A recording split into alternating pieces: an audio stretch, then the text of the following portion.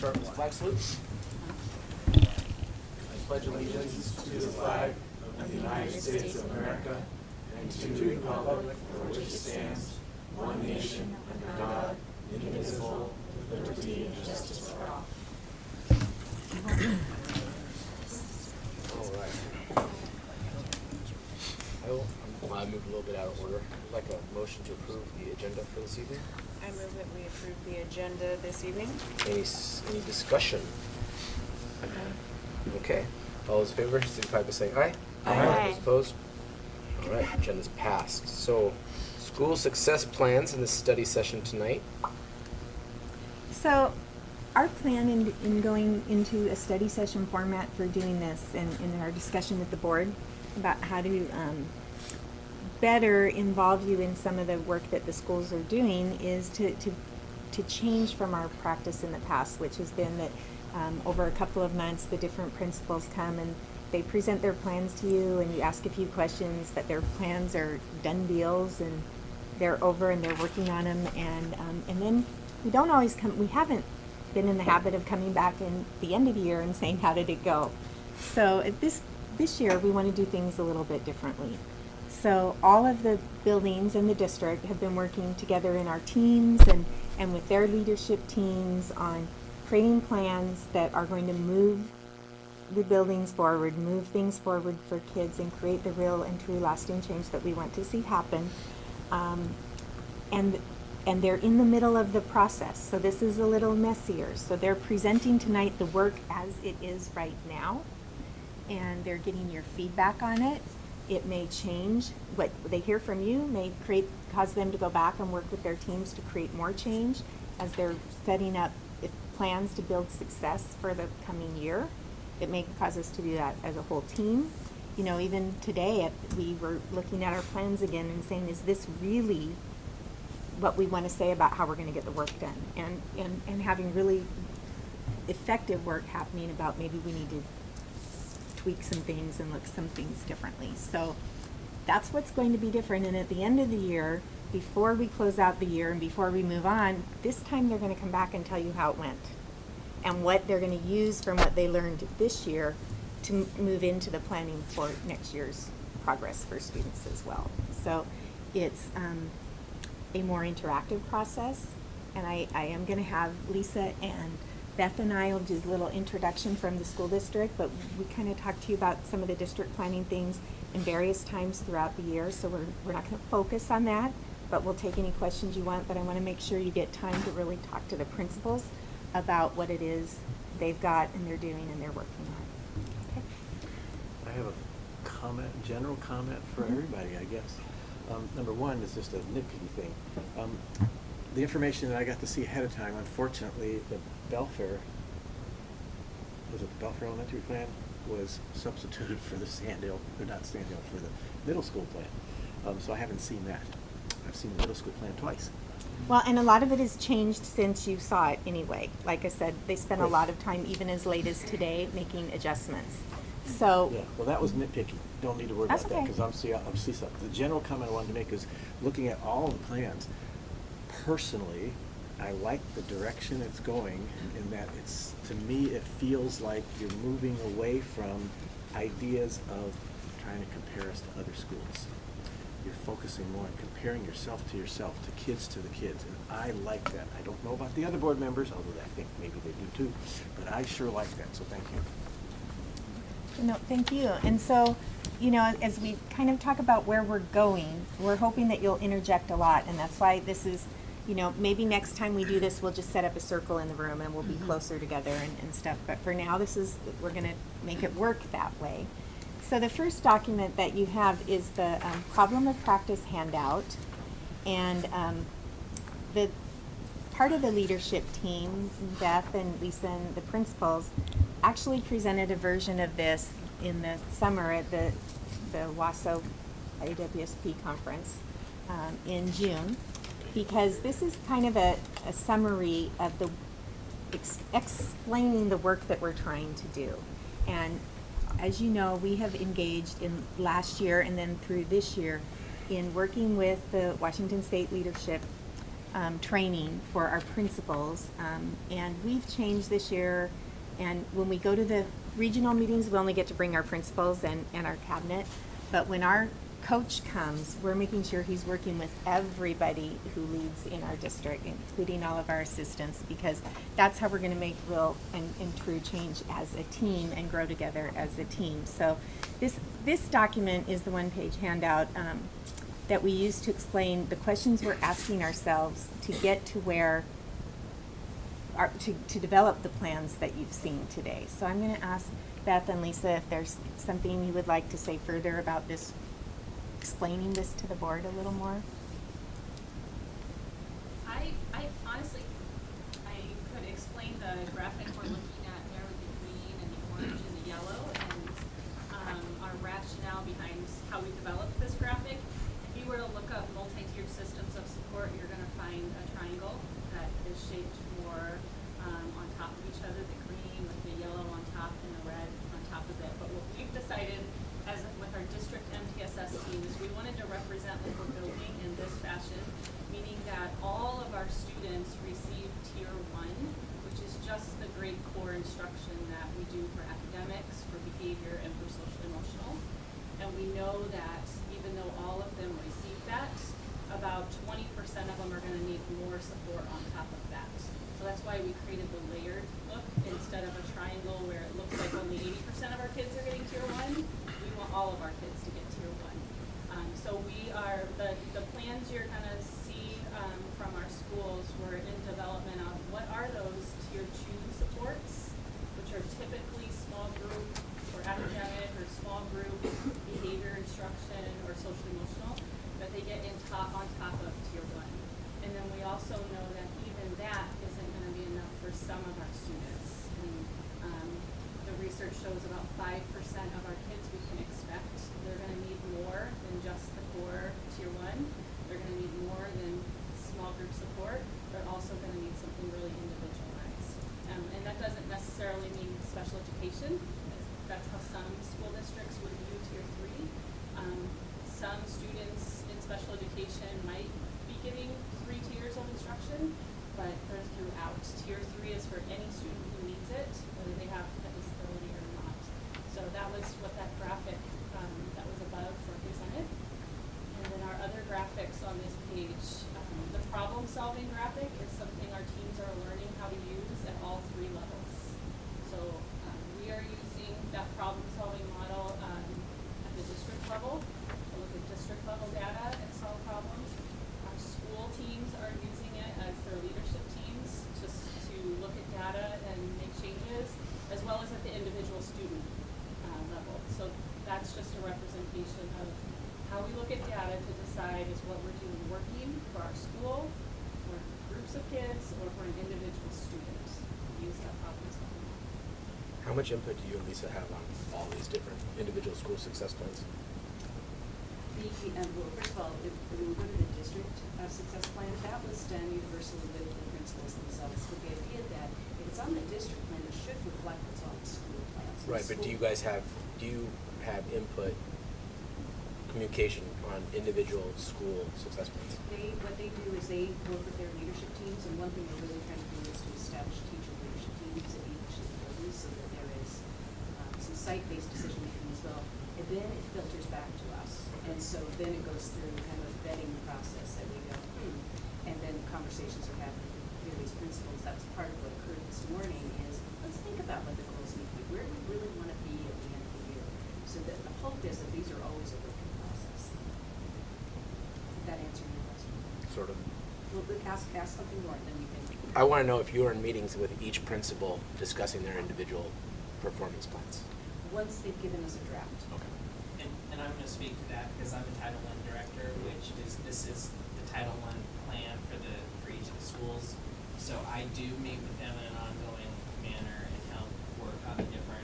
There's 5 phases to putting this together, and I work with the principals on each phase. Okay. And something of the plans that you're seeing, the OSPI has come out with the same template, whether it's an OSSI, the Office of School Success Improvement. I probably got that one wrong, but it's the our schools that have been identified as needing additional support. It's the same template that the Title I is using as well. So that's why we decided to go with that template. And what we're trying to do is so that they don't have one report, one template they use for you, another template that they're using for a title, another template. We want it to be something that we're all coming back to on a regular basis using this perfect document. So as the district, as we were coming to the end of the last year, and we reviewed the plan that looked a little bit like what you're seeing up here on the screen right now that we had last year as a district, what we were doing through that work with the school leadership group was really developing what is the problem we're trying to solve here? Are we able to describe the problem we're trying to solve? So this one page handout that you got is a description of the problem of practice as it took us most of last year to be able to figure out to state effectively. And then we had to create a theory of action, and how are we going to make that work? How are we going to solve that problem? And it took really some in-depth work with not only our leaders when we're at trainings or meetings here, but them going back and doing work with their building leadership teams and bringing that feedback back to the room, and then us talking about it at cabinet. So there were multiple layers of talking about how are we going to get to where we're going. And so the theory of action that we came up with is that if we build a multi-tiered systems of support system for all our students that organizes, integrates, and frames school-wide activities and evidence-based practices, then all our students are going to achieve at high levels if we do the work effectively. So that's why our buildings have really been learning how to look at data, and we're still learning, and then figuring out if we have the right data to look at, and we're still learning about that, to be able to make the right decisions for kids and the right decisions for moving their buildings forward, and developing those 3 tiers that Beth pointed out in the middle of the page, you know, the tier 1 for all, the tier 2 and the tier 3. How do we make decisions when we do the additional work for kids, whether that's academically or behaviorally? Because part of what we came up with is a lot of our kids are coming to school in this district, like many other districts, with so many other things happening in their lives that we have to solve some of those other problems before they can learn. And that's not to mean that we're not focusing on learning, but we also know that if they're not coming to school and haven't eaten and haven't had a good night's sleep and have been in fearful situations, then it's hard for them to be in a headspace to learn. So we have to be all of those things, and we have to be conscious of those. And so that led us in the last couple of years, and starting with some really good questions you guys asked, to developing this idea of our braided initiatives and the whole child, whole school, and whole community. So that's kind of where we are as a district. And we want to cut our part short, and we can always come back and talk more about that. But I do want to point out some of the work that Lisa has really taken the leadership on to talk to both us at the district level and to provide the supports for the buildings is when we're building our goals, whether it's a district goal or a building goal, are we building a goal that we can measure? Yeah. And so I want to kind of point out some of these, the goals that we have here on the district plan, we're still developing. We're not happy. Lisa will tell you she doesn't like all the goals we have there. There are things that aren't specific enough or may be asking us to measure too many things. Mm-hmm. So just like the buildings, this is a work in progress that we're talking about every week. How do we make this more effective so that we can actually get the work done, so that then we can go continue to do the work? Can I interject on that? Yes, I was. Part of that was when we came up with, okay, these are some action steps we're going to have. What you see on the measurable outcomes is that was a brainstorm. What are the various ways that we could measure this in some measurable way? And the next process that we need to go through is which ones of these do we actually want to track? Because we can't track all that stuff. Right. So which ones are the important ones? So it was a brainstorm. If you're going to set something as an activity, you've got to have a way to measure its effectiveness. And so knowing that we can't do all of those things, our next step is to be, what are the ones that are going to give us the most information that we're moving forward? Denise, can you send that to me on my email real quick? Yeah, please. And just so you know, this also, we combined, I don't know if you saw this, that combined 3 different. Oh, I didn't. Oh, I'm sorry. I didn't realize you had to come. Sorry. That's okay. There's 3 different documents. There's a plan that you saw last year, then work we did with the Leadership Academy, which was who does what? What's the district's responsibility? What's the principal's responsibility? Kind of giving some ownership to that, and then finally, what's our 5-year plan for MTSS? So if you're looking at that document, you combined all three together.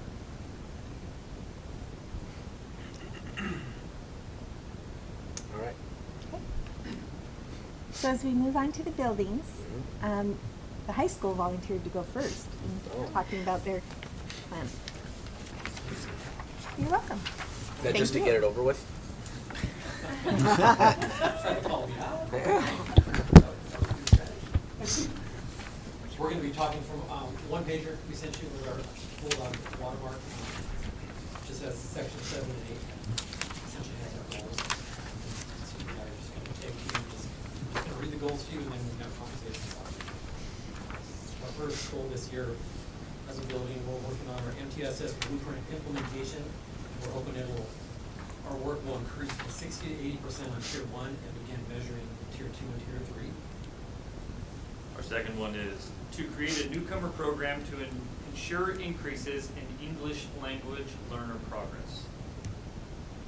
We'd also like 90% of our credit deficient seniors to graduate with their class.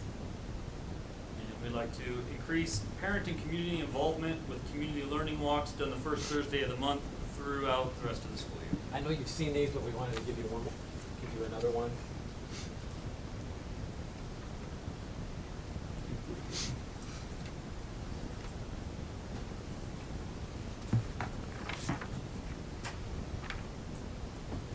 Questions? Can you say how many seniors are 90, what does 90% represent? So we have 24 seniors right now who are in our credit recovery process that are right at the line or credit Okay. deficient. So there's 24 in there, and they meet with our dean weekly during our homeroom time. Our dean of students meets with them, and they try to create some plans to make sure they get that credit. How deficient are they? So they're probably within 2 credits Oh, These okay. ones of the line. it's manual. Yeah. Okay. Ones that she's working with, whether they can not fail another class or they need to do something on their own through the BYU or the credit recovery program. That was my next On top question. of their classes that they're doing. Okay, But she's checking out with them weekly. okay. Can you describe what your newcomer program looks like? So the goal is to create. Oh, gotcha. So if I can jump in and Ann on that a little bit, they have some, and they can talk about the numbers of students and tell you why it's important to do that. But they have some staff who've taken some initiative to look at the data and taken the feedback we've gotten from our coach from OSPI on supporting our second language learners in the district, and decided that maybe we need to do something different than we're doing to support our newcomers. So right now we're in the stage of we've seen a first proposal, and we're going to next step is to have some conversations about what might work and what might not. But can you talk more about the numbers and the changes you're seeing? And I believe to date we have about 87 EL students. Wow. 20 of them are newcomers. So they're Wow. brand new to school. They've never been in school. So we just feel we're not providing the best service to them. Putting them in a math class or English class, be like us going to another country, sitting in a class. So we're trying to research other districts and looking at their newcomer program. How do you teach kids what school is about America before you put them into a class? The culture, just even the way they explained it was, when the bell rings, what does that mean? And here's how you go to another class, and here's when the lunch period is, and things like that, rather than what's happening sometimes is, what class can we get them in? Okay, you're in an elective and a PE or something like, we don't want to just load them with PE classes and hope they figure it out. So Yeah. a newcomer program where they spend time locked in and learning, part of it is the language and part of it is just the culture. I like that. How did you already have one of these walkthroughs? How did it go? It was really good. It was really good. It was, some parents came in and we just sat down. We had a little pre-conference about what would you like to see, what are some classes you want to see. So they wanted to see our woodshop class, a ceramics class, a science class, and our graphic design. So we went in and we talked about some things to see, gave them a little sheet for things to look for and take notes, and went in and spent about 5 to 10 minutes in every class, and then moved around and came back and had a little debriefing time afterwards, and their feedback was great. It was really cool to see how they were like, this is nothing like high school when we went to it. The teacher doesn't just stand in the front of the room and talk to the students. Like, the teacher's roaming around and having conversations with everyone, and they were really impressed with the different programs that we had, and just how organized and ready our teachers were, but then also how into it the kids were. The kids were really locked in, and it was really cool for them to see. Oh, And that's then gonna- we gave a positive message on social media. and folks know Perfect. How great it was. How many people came?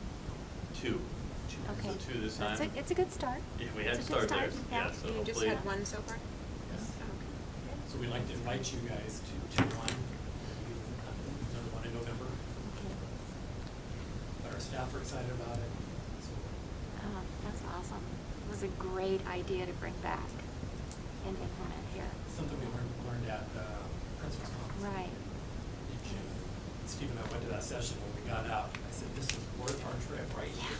Right. That's Pretty stoked awesome. about it. That's awesome. You have questions?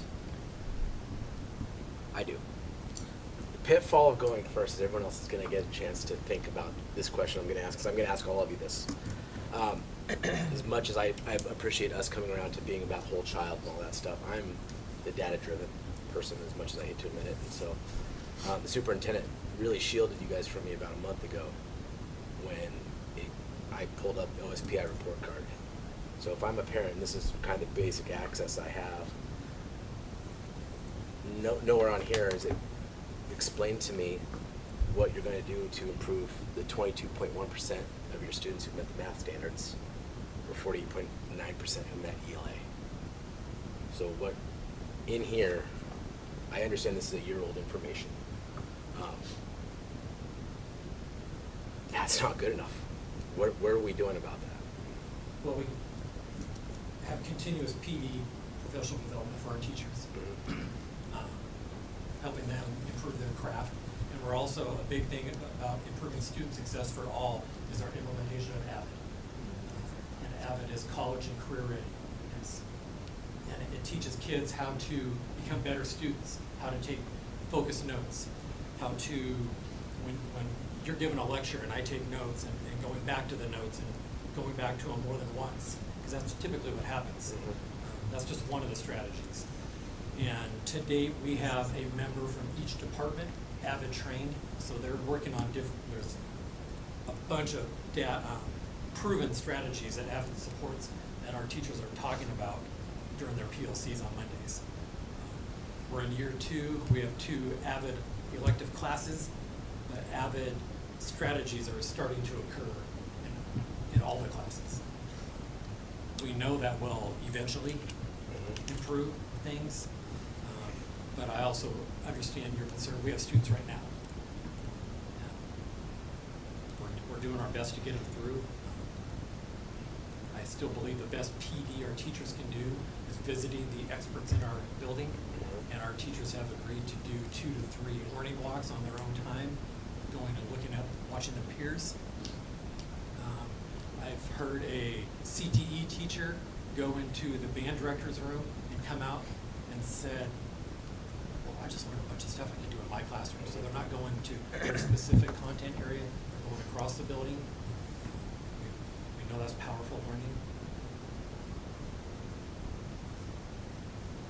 And part of our blueprint implementation in one is it's focused on so all areas can use that. It is not, I mean, the math scores and the English scores, we all want that to go up. Right. Obviously.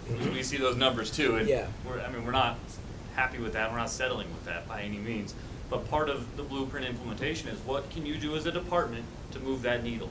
And the 14th we have an in-service day where we're all going to be working. That's a big focus we have. It's like, what data are you taking as a department today? And write this down and record it, and then we're going to be checking throughout the year and make sure that all departments are moving. Because if we made a goal that says make English better, that kind of lets the other subjects off the hooks. We want everyone working towards something, and that's part of the blueprint implementation. So from a board perspective, what do you need from us to make those happen? I'm a firm believer that this Avid implementation is a game changer for our community and our school. Okay. And the continued support of Avid, it's not cheap, and Dana has been a huge supporter of it. I'm a firm believer if we continue to implement this, and I know it started at the middle school this year, and Oh, good. we're gonna see those benefits. And if Chad could look into the future and see it down in the elementary schools, because there's Avid Elementary, I think it could be a huge game changer. And I'll say it, I mean, and I don't mean to put you guys on, well, a little bit I do, actually. We met with some outgoing seniors last year. I think it was the week of graduation. And the one thing that they said, I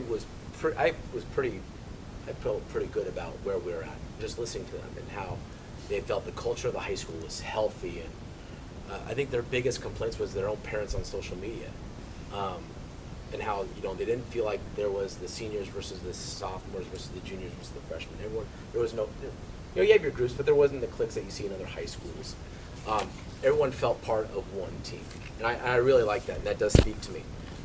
And I like this MTSS thing. I think one of the best things this district has ever done is put someone in that position. But at the end of the day, we have to be accountable for a measurable. And like it or not, this is a measurable.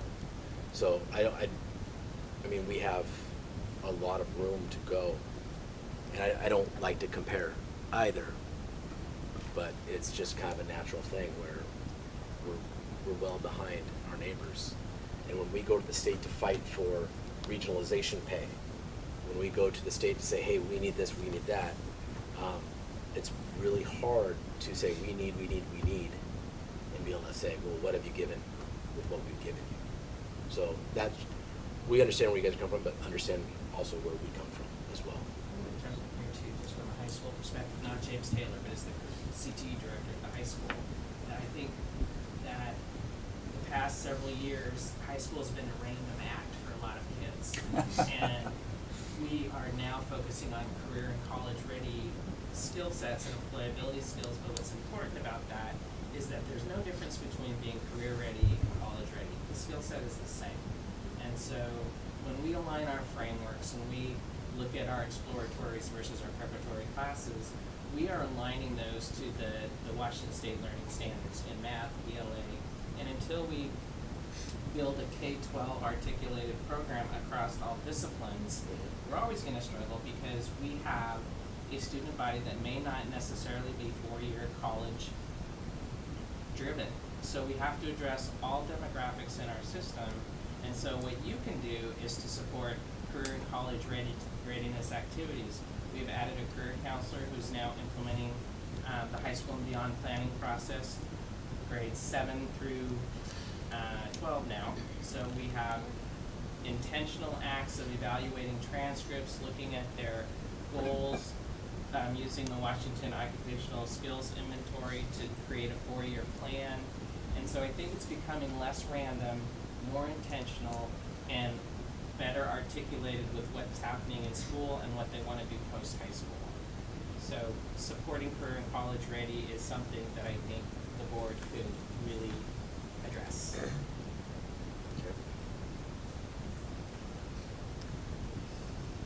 So that's a budget item rather than. I'm not talking money. It can be, but it doesn't have to be.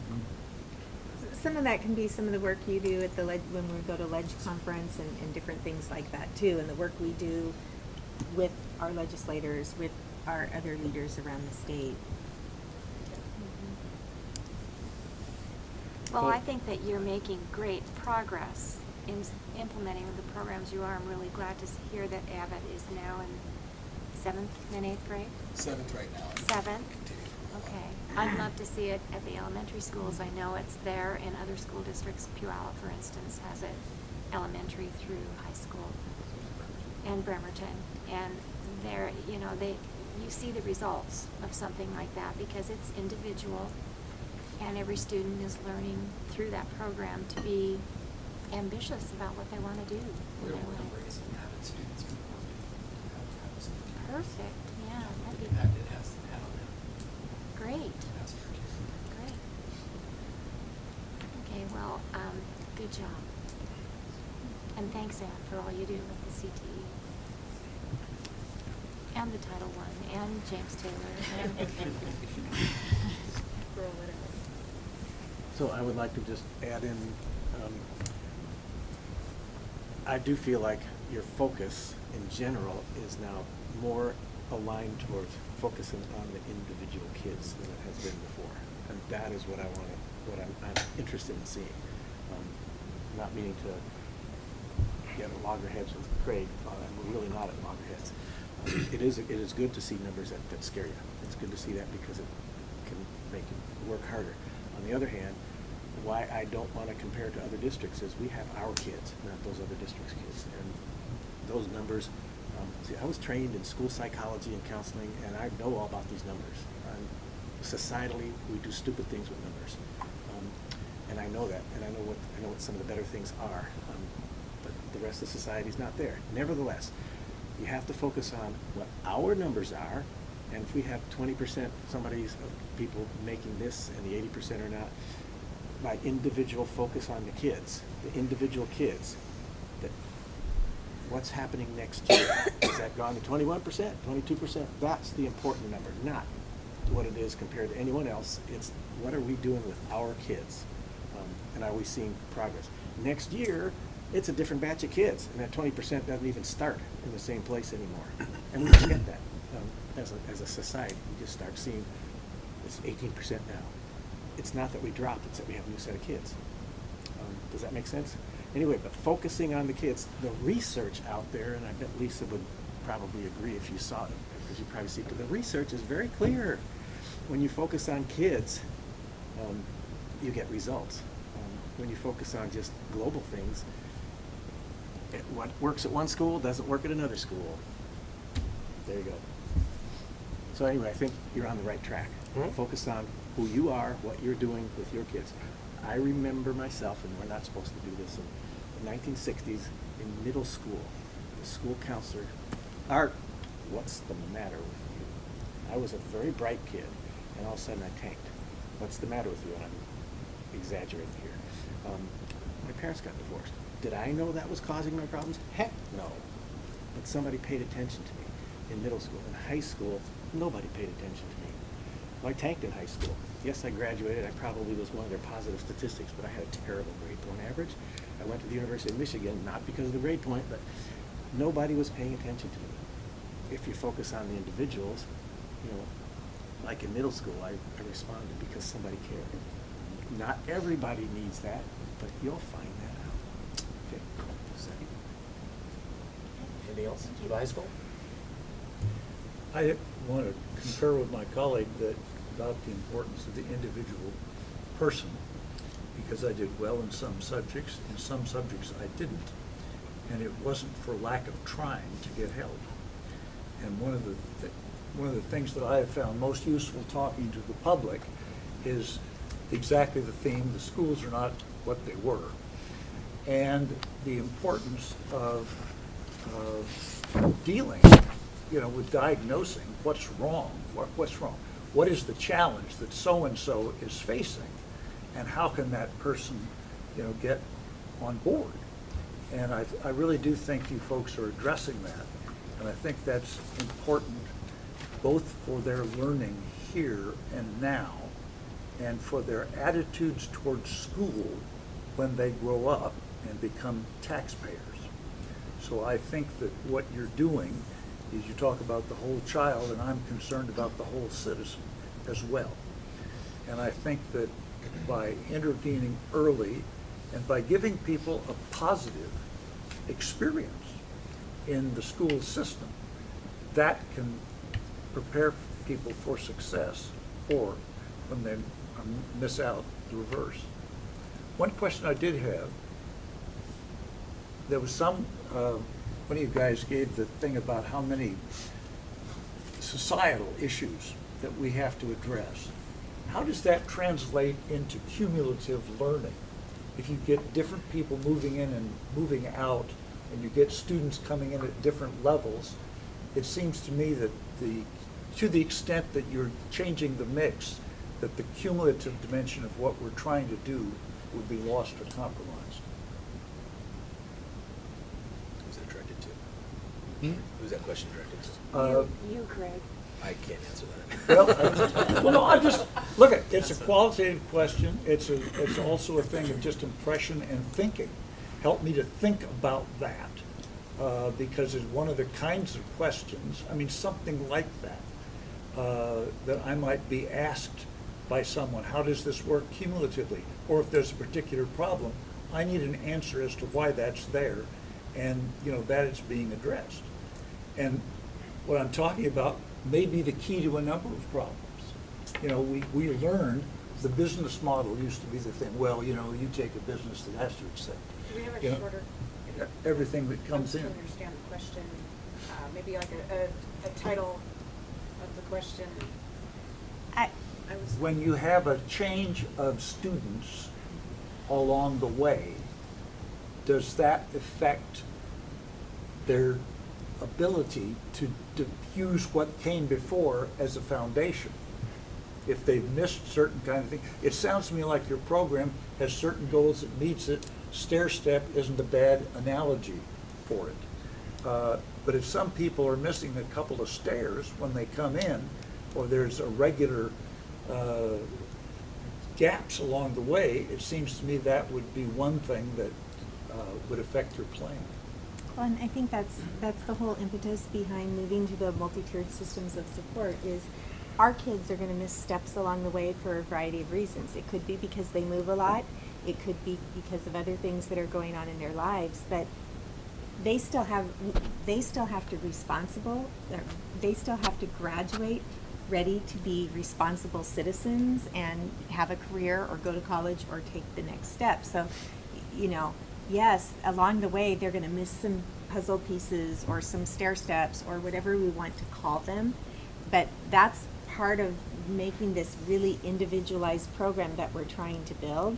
Because what might work for, if you looked at all of these people sitting here as different students in the classroom, all of them are going to have started at different places. They're all going to have different needs to get to the end. And what school has traditionally been has been a factory model where we get an input and kids come in and we give them all the same things and we expect them all to end up the same way. And the more and more that we've moved away from the jobs they're going to have being working in a factory doing the exact same stamp on the block for the 50 years, then the less that's been able to prepare kids. So that's the impetus for the work that these teams are doing is, yes, kids are not all coming from the same places and they're going to have some holes develop along the way. So we have to have a system in place that lets our staff and our teams use the data to know what's happening to each of those kids and when, and to be able to make a prescription like a doctor would for how to solve that and fill those holes and help those kids move forward. Does that answer your question? I think so. I mean, if I was asked some version of that now, I would say, because we've got individual attention. Some kid may miss a step, a teacher's going to find out what's missing and bring resources to, am I right? I go, okay. We use progress monitoring tools and screeners to also check where are the holes so that we can make small groups and we can intervene and have intervention groups so they can be learning and practicing some of those skills. Because some students have similar deficits in areas where they can work together in small groups. And so that's done all the time. And that is part of our multi-tiered system of support as well. And I think what I was hearing and what I kind of see in your plan and your goals here is when you create a newcomer program and this other individual program and meeting the kids where they're at, you're not abandoning them at any point in the year. You're checking in with them, you're staying with them until the end, and then making sure it works, and if it doesn't, you're leveling it and moving it, and I think that's what I understand what you guys were saying. So I think that kind of, if somebody asked me, I'd be like, not only that individual and that newcomer, but that you guys are staying with them throughout the year and not abandoning them, because that's what happened back in the day, my day, you know, that they would start with something, but they would abandon it at some point.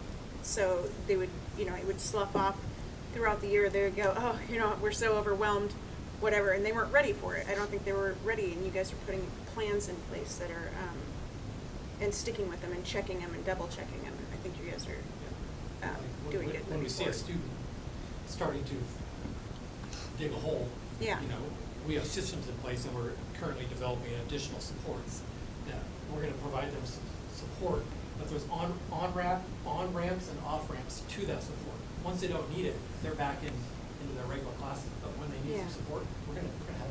Yeah, and then you guys are, I'm completely, I believe that you will be checking in and making sure that they're doing that. Yes. So Hawkins? Just as I came in, I put a new sheet that's with you, and I did this one because it gives a little bit more detail than the one that I gave previously that is already on your board packet. The three main goals through Hawkins are referenced around behavior, social emotional, teacher instructional skills, and student academic growth. Goal number one is our MTSS blueprint implementation, and we feel that as a result of this implementation, we'll see significant growth in the areas of behavior and social emotional learning with all students. And our evidence that we'll have showing that we are making that growth is a reduction in the number of referrals that are assigned to students by 20%, reduction in the number of suspensions from students by half, and improvement in our student SABRE scores from October to June, showing that 75% of our students are at low risk. SABRE is a social, emotional, academic screener that we give all students at the beginning of the year and at the end of the year. It has 4 main components to it. Their social identity, their emotional, their behavior, and their academic, and all those combined together for a score that kind of shows their risk at succeeding in schools or failing in schools. And currently, at the end of last year, the overall scores were for Hawkins was in the mid-50s. And so we're hoping to move that up to 75% for our school. What was most shocking in that process, in looking at that data, was how the students saw themselves socially and emotionally. With would you say about 70% of students in the mid or high risk area with their scores. And that is why the goal number one is really focused heavily on the social emotional aspects of what we need to support our students so they can learn at higher levels. Our second goal is the development of effective PLCs, professional learning groups, and increase instructional leadership opportunities for all staff members. Our evidence for this is we believe that effective collaboration will result in higher levels of classroom instruction, as evidenced from observations and data about student classroom engagement. And this data will be collected through our monthly principal instructional rounds that will be going on. We also believe that increased leadership opportunities will result in more staff members taking a stronger ownership of the schools and student success, as evidenced in our yearly CEE data. We expect to see significant growth in teacher attitudes and beliefs about the school, their students, the administration, and each other in the work. And then the goal number 3 is our implementation of AVID strategies school-wide to support the academic growth of all of our students, not just the students that are in the AVID class itself. We expect to see an increased use of AVID instructional strategies in the classroom and student study supports that will result in higher levels of work completion for our students, fewer failures, and a growth in academic assessment scores, showing an increase of 10% in the number of students that are at standard or above in both the MAP and SBA. And I would just add on, you know, in terms of when we talk about AVID, as Chad mentioned, you know, we want to start in the next couple of years send in students that are, you know how to learn, are ready to learn. They already have experience with the strategies. They've been taught how to take notes, how to use them. They're organized. They, keep a planner, all that stuff. So what we've tried to do this year, around that is provide every student access to a binder, a planner, dividers, really at an attempt to kind of build academic dispositions with kids, learning how to learn. I was a classic kid, you know, go study, and I was like, could I stare at the book for 30 minutes? I don't know what that means. So I think there's a lot of kids, again, that once we teach and build some of those academic dispositions and skills into their, into their day and into their year, they'll be able to access content and engage with it at a much, more successful rate. So that's kind of what we're going for. Can you explain CEE? I forget what Center for Educational Effectiveness. Okay. So it's a survey that is given to staff, students, and parents on aspects of the school. One question may be to a student is,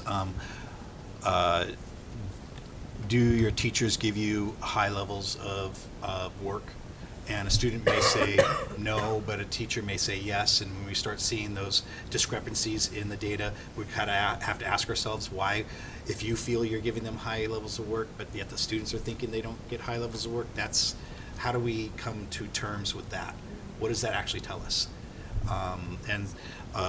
This RCE data showed previously that there was some distrust between staff members and towards administration, and so our work together is to build through collaboration and efforts a stronger sense of our work. And I like to say that the students are ours, they're not mine. And when we talk about our students, we're not just talking about the students that are in your classroom. They're also the students that are in the hallways. They're the students that are all around. And we should all be focusing on everyone in that thoughts. So that's why you're looking for significant growth in teacher attitudes and beliefs. Yeah, I truly believe that in order for us to see our students be successful, we have to believe that we are successful for our students. And that's where the collaboration component piece is so important. I want the teachers really working together, feeling comfortable together, and they grow in that work together. They can't grow in their own. Thank you. Comment also, it's very similar to stuff that I mentioned to the high school. I'm impressed with just the fact that you said these are our kids. That's a very important distinction, because so many of us, mine, whatever, versus ours. No, it's ours. I work for the Girl Scouts, and the Girl Scouts have this particular problem that I like how you're handling it. It's that we have a whole number of girls that we've had all along. They keep changing, and new ones come in and stuff like that. And these are what I call just the regular girls that come through the Girl Scouts. They're doing okay. They're whatever. But as an organization, we keep focusing on the ones that we don't have and trying to get more of them. And these are now the girls that are not necessarily the regular girls that have issues and stuff, or maybe trying to get some different kind of demographics going on like that. But when we do that, sometimes we do that to the exclusion of remembering that we still have all those regular girls, and we can't forget them. And I'm hearing you're not forgetting all your regular kids, and I heard that too. Just the MTSS thing is that direction. So I'm very pleased to see that. I believe, pick this up, and we will see changes in numbers. I hate worrying about the numbers unless it's looking at individual kids and growth that way, or just focusing on a school number for yourself, never worrying about what other people are doing, because those are other kids. But I like this, but I'm hearing, and especially also about talking about your staff. I've had only had a chance to talk to one teacher who had a comment about you personally. And not to be a negative on the previous principal, but this person said, well, I really like the previous principal, but I really like Robert. I do have one more, I don't know if it's a question or a comment, but under your first goal here, you're saying that you're looking for improvement in the students' SABRE scores, showing that 75% of our students are at low risk. So what, you're looking for it to improve to 75% at low risk? Why are you stealing the question? Is that your question? I'm sorry. Well, can you just explain that just a Right, little that's bit? fine. Are you saying that right now you have, It was 50% is what. So we're currently, last year's data showed that about the mid-50s, the students rated themselves as being low risk, meaning that they had a low risk to dropping out of school, a low risk of drug use, a low risk of negative aspects that would impact their learning. okay, And so we would like to increase that from a point of that negative view of 50% of half the kids seeing themselves as not good learners to 75% of the students seeing themselves as good learners, they're having low risks, okay. reducing the number of risks that they have. okay. What's your And timeline on that? Oh, sorry. What's that? Go ahead, Luke. Oh, I was just going to say, and I think that's kind of tied back to the tiered blueprint of getting that to that 80%. That 80% of our students are low risk, and we're still going to have that 20% high risk. And so we've got the plan, and we'll implement to address that other percentage. What would be your timeline on that reduction? By the end of the year. End of the year. And you think that is that attainable? Is that a realistic goal? I think that if we do a great job implementing our tier 1 interventions that are in our MTSS blueprint plan, that by the mid-year we should be able to see some significant change in culture among the students, and then being able to implement some of the tier 2 and tier 3 aspects for some of our hardest students that are already challenging us, that we can start seeing moves in their attitudes around school. Already today we had an amazing staffing meeting about one of our students that are right in there in that tier 2 piece that's on that borderline, and he wants to be in this positive piece here, and what are the structures that we can put into place that are going to support him in making that individual choice for himself and seeing himself as that type of learner. And obviously the AVID instructional strategies will help.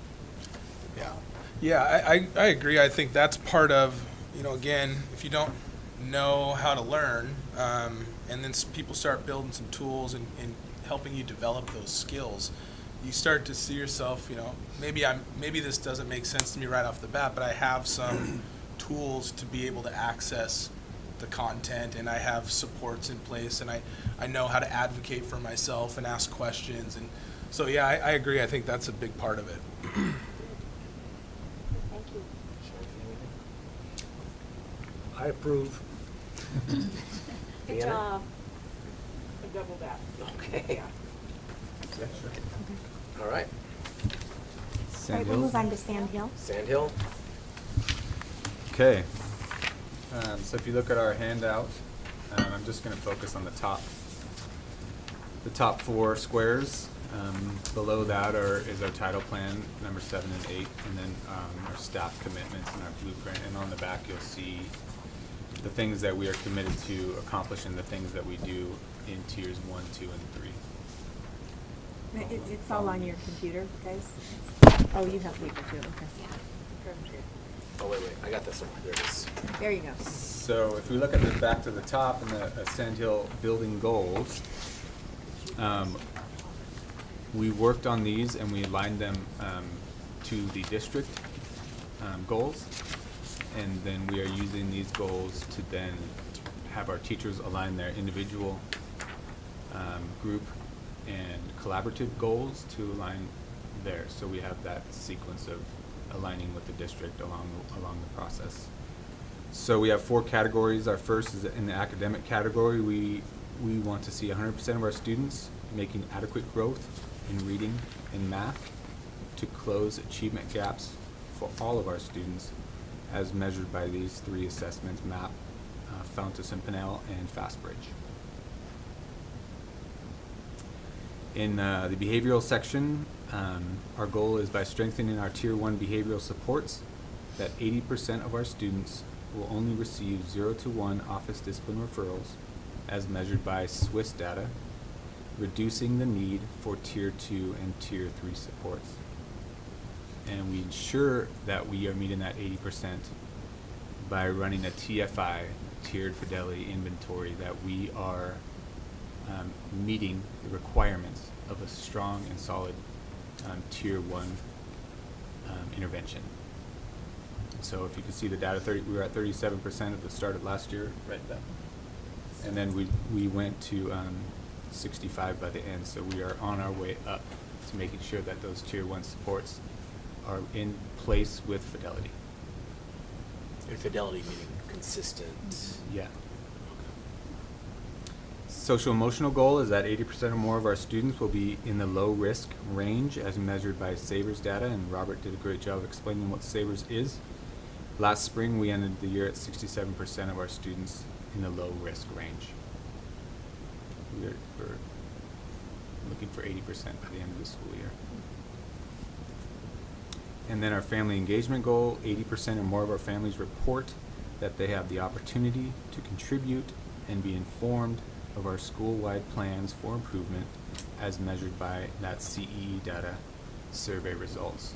And the reason we chose that specific section of the CEE because that was our lowest performing area, where we were at about 43% of our families felt that they were informed and part of the improvement of our school.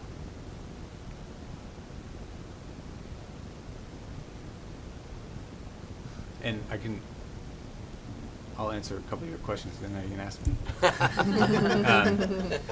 I think we see the data as well. We'd like to stretch ourselves and make sure that our kids are achieving on those state assessments. We don't feel, in order for us to feel successful at the end of the year, we want to see all of our kids meeting standard. Some of the things that we have in place is implementing with Fidelity and monitoring that fidelity of our MTSS blueprint, and as well as putting some logistical components together as far as the state provides us with interim assessments that helps our students, our 3rd, 4th, and 5th grade students prepare to take those state assessments, which we feel we can do a better job of preparing our kids for that. That includes also getting our kids used to typing on a computer and having that access to take the test on the computer, because they do take the test on the computer. So we believe that the knowledge is there in our kids. It's just some of those logistical pieces that we need some improvement on. And then anything else? No, I think on the sheet down below is our staff commitments, and as we developed our MTSS blueprint, we asked our staff, what can you commit to help us achieve these goals in these areas? So this is just a capture of the commitments in the 3 different areas that they're committed to, and number one thing that they said is accountability, which was a bit like, everybody wants accountability, but we don't necessarily like it coming at us. Right. And so we've been doing it in multiple different ways, where we are designating a day each that we go in and we're visiting classrooms, and we're talking with the teachers immediately, leaving them feedback, and checking for fidelity and ensuring that these commitments that they've made are visual and present and always available throughout the class, and then recognizing positively where we've seen those. And then having the hard conversations at times where somebody might need some support, and reaching out to them, how can we help you? We noticed this was in the classroom. So just making ourselves really focusing on instructional leadership within our staff to give them the tools and supports. How much of, when we're talking about MTSS, and we're talking about creating the professional development communities and leadership opportunities for stuff, how many of those times could you look as leaders of your school and say, we could apply these MTSS to our own staff with our own? We had that conversation at dinner. I mean, and I look at it because, I mean, we talk about our kids' mental health and all that stuff, but our staff, as they go through life and challenges, I mean, how much of that you guys look on and say, man, my history teacher needs a tier 2 intervention right now. I mean, just to... If I could answer that, because the reason we, as a district team, chose the blueprint, we didn't create the template. The template comes from research, that if you have all these components in your plan, yes, it addresses student needs, but it does address the adult needs as well. There's a whole section to say, how are we going to reinforce and support our adults in following these commitments, and then what's our plan to help them if we don't. So I mean, it's all detailed out as the team develops that, and it's not us saying, here's how you're going to support the adults. The adults are creating that thing themselves. Where I'll add on to that is that that's part of the reason we thought we need to create a stronger system. How do we support our administrators first, so that they can be supportive of the people in the building? How can we use instructional coaches in all the building to create those tier 2 or tier 3 scenarios for our teachers who are try, and then how do we develop teacher leadership so that they become the leaders within their own PSCs? Because it can't just be the administrators who are keeping the system strong and going. So we take your point that that's the reason that primary beliefs we have to strengthen the system. Yeah, because I mean, remember you mentioned it with regards to trust between administration.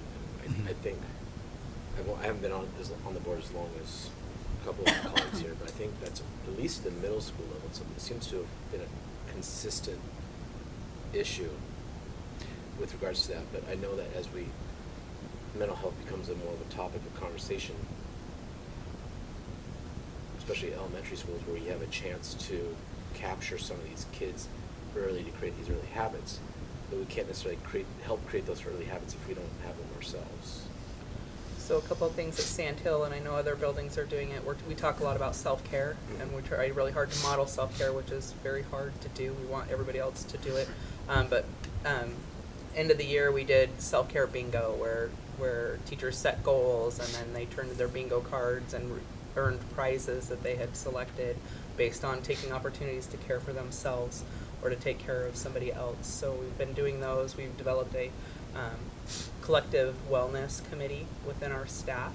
So we have our Sunshine Committee that takes care of just celebrations and cards and stuff if there's traumas in our staff lives. But the collective wellness is how can we support our staff in taking care of themselves and others, and what supports can we guide them to if they acknowledge a need for it, or if somebody comes and says so-and-so is having a rough time, then they feel safe enough to come and have those conversations, and we feel comfortable enough going and providing support or directing them to the support as well. So it's not a close your door and deal with it independently.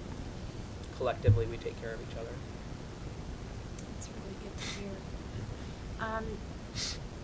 Back into the academic area, you administer these tests, the MAP, the FFP, and the FastBridge, twice a year in the beginning and the end, or more often to measure gaps as the year goes through?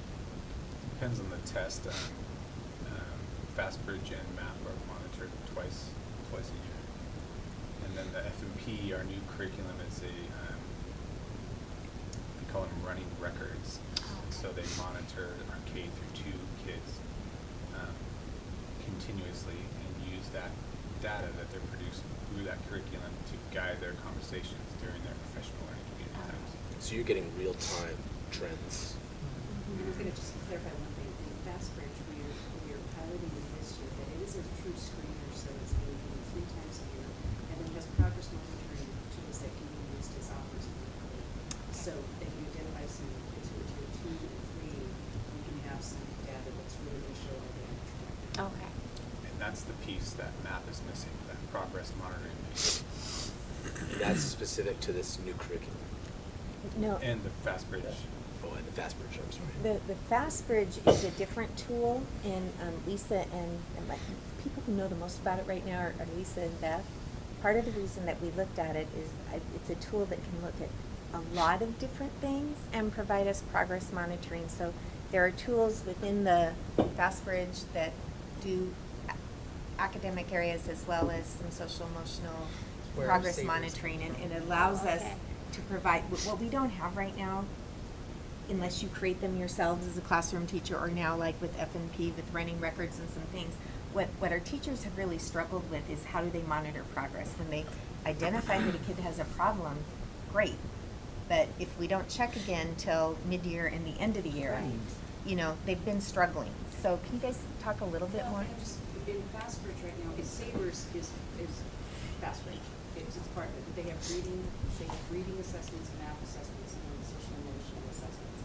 And we're looking at if it does what we want it to do, and having replaced math in K-8. Oh, great. So that we have not only those dipsticks that we get several times a year, but actually have progress monitoring tools, so that we have a true RTI and TSS system for those kids. So that's what we are experimenting with right now.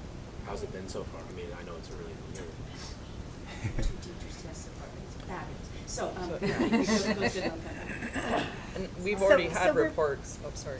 No, we're piloting because we're making some assumptions based on what we're finding out with using Sabres. But we also have put on our elementary teachers learning a very intensive brand new curriculum that also has a lot of its own embedded assessments that they need to do. So we didn't want to get the kind of reaction that might lead to a negative towards a new tool that might be really effective by implementing FastBridge by just saying, oh, look what we found, here we go. But that curriculum also hasn't been delivered completely initially when it was supposed to, right? The new reading, the new curriculum, we had some trouble with all of that, but they have all the pieces now. Yeah, but this tool that comes from, FastBridge, since we were using the Sabres and then we discovered, well, they have all this other stuff. We want to look at that, but we don't want to do it in a way that then people are resistant because we've asked them to do too much at once. So that's why we're piloting. So the good news about it, we're using K2 math language, but at the other grade levels, we purchased a whole building at the elementary, so I'm getting calls from the third grade and fifth grade teachers going, can we start using this in our classroom? So that's, we'd like to be using the assessment versus I'm going to tell you what to do. Right. So our tier 2 and tier 3 interventions that are starting to happen right now, those interventionists are learning how to use the progress monitor tool, so we can at least start to get us to those meeting of supports. So we will have some nice data to show what does that look like when we roll it out for all of our kids. What are you saying? So I was going to say, the couple teachers that have already been doing it in our building are already reporting that the feedback is immediate. It tells where your kid's at and how to group them and what different skills and interventions are required to move them to the next level. So they're getting that fast response back so that they can act immediately and provide those interventions based on the data. So it's helping them become much more assessment literate, being able to look at the data and saying, okay, now what? And guiding them through those steps. So they've been really impressed with the reports that they get after those assessments. With the minimal amount of report back you've gotten so far, how are those students being kind of divvied up? Is it in the kind of the traditional way of thought of you have your high, middle, and your low, or is it much more micro than that? It's a screener, so the first one is not going to give you a lot of individual, but it's going to say are they high risk, medium risk, low risk, and then they put them on a local percentile and a national percentile, so that you have various ways you can look at who are the kids who are going to be more. So what is the tool that you use to gather that data? Is that FastBridge assessment? This is probably more details. I'll answer your question and then I'd be glad. Is it This is why we're in a electronic? study session. Is it electronic Yes. or Second grade on up, it's electronic. Kindergarten and first grade, it's one-on-one with the teacher?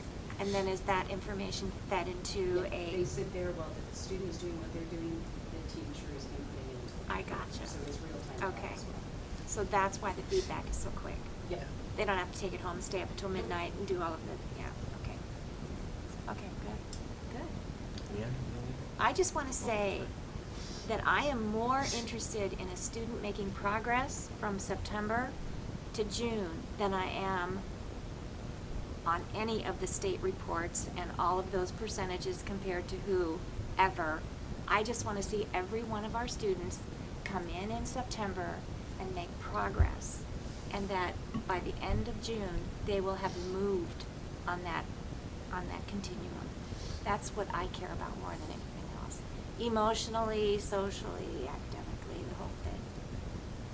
I hope they eat, and I hope there's, lots of, lots of schmoozing that goes on, but, yeah.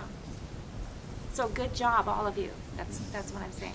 Except for Belfair, we don't know if they're doing something.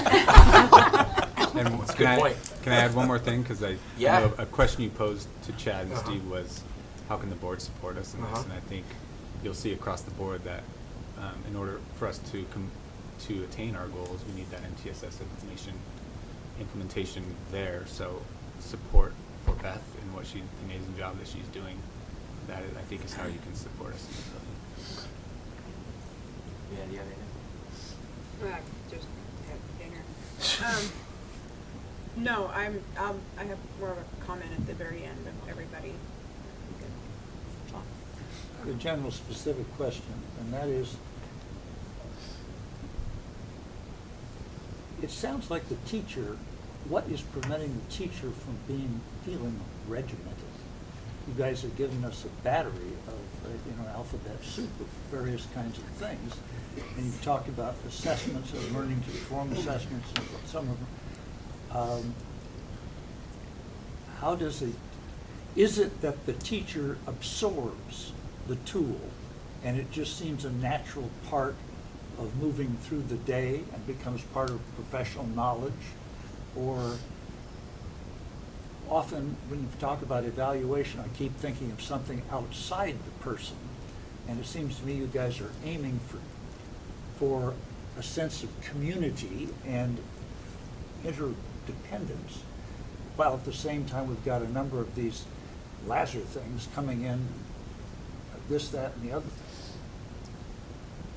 thing. I would say my response to that is that having strong systems in place and in action and that are easily attainable and accessible to our staff, so that when they do come in and need something more that's not automatic and regimented for them, that they know where to go to find that, what supports are available, and how those will be monitored, and how they impact our kids. So by building strong supports and keeping them going, I think that that's how we do that. So then it does become natural and it becomes secondhand to them, something that they do on a daily basis. While along the while allowing them the autonomy to teach with the gifts that they have. Could you give me an example of that? Well, you have, a loose and a tight style of instruction.